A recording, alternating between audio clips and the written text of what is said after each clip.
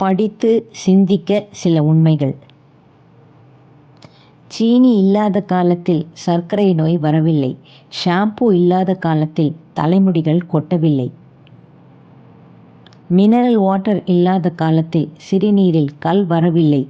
Polythene பொருட்கள் இல்லாத காலத்தில் புற்றுநோய் வரவில்லை. அயோடின் உப்பு இல்லாத காலத்தில் தைராய்டு வரவில்லை. ரிஃபைன்டு பாமாயில் இல்லாத காலத்தில் மாரடைப்பு வரவில்லை.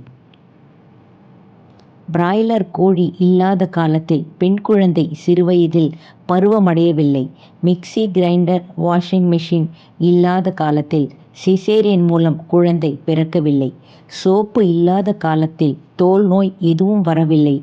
ஆங்கில வழி மருந்துகள் வருவதற்கு முன் நோய்கள் அதிகமில்லை.